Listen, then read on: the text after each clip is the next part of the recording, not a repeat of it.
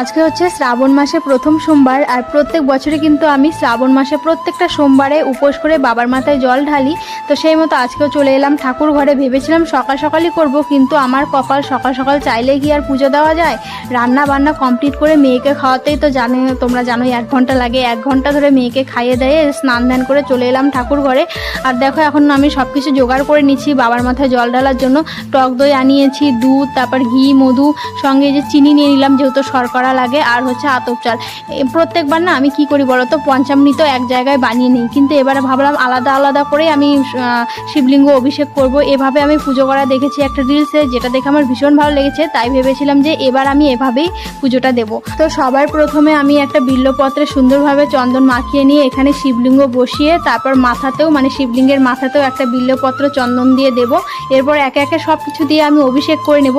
দেখো মানুষ মাত্র ভুল কিন্তু হয়ে থাকে, এখানে এক একজন এক এক রকম কমেন্ট করতে আসবে। আমি জানি কেউ ভালো কমেন্ট করবে, কেউ খারাপ কমেন্ট করবে, নেগেটিভ কমেন্ট খুব একটা আসে না, তবুও অনেক জ্ঞানদাতা আছে যারা অনেক রকম জ্ঞান দেবে।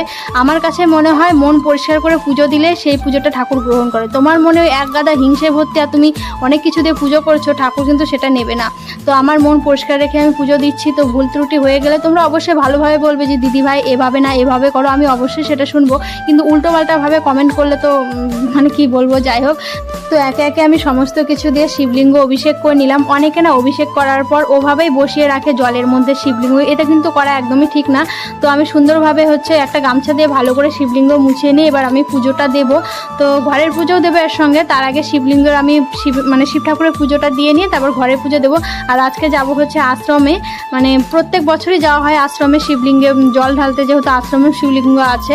তো এবারও যাবো, ঘরের পুজোটাকে দিয়ে নিই তারপর আশ্রমে যাব। কিন্তু মানে সঙ্গী পাচ্ছি না, অন্যবার তো কোয়েল থাকে, কোয়েলকে নিয়ে যাই। এবার ভাবছি আমাকে মনে হয় একাই যেতে হবে, কারণ কাউকেই পাচ্ছি না। তো দেখো ঘরের পুজো আমার কমপ্লিট। এবার জল নিয়ে চলছি হচ্ছে আশ্রমের, সঙ্গে মেয়েও যাচ্ছে।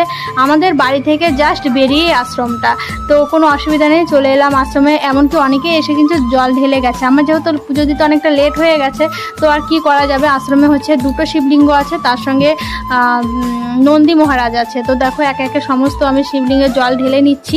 আর কে কে যাবে হচ্ছে প্রতিরামে অবশ্যই কিন্তু কমেন্টে জানিও, আমরা হয়তো সামনের সপ্তাহে যেতে পারি। প্রত্যেক বছর তো শ্রাবণ মাসের শেষের সোমবারে আমরা প্রতিরাম গিয়ে থাকি, কিন্তু এবার আর তা হবে না, তার কারণ আমার একটা ভাগ্নির বিয়ে আছে, ওখানে যেতে হবে। তো সেই জন্য সামনের সপ্তাহে হয়তো আমরা যেতে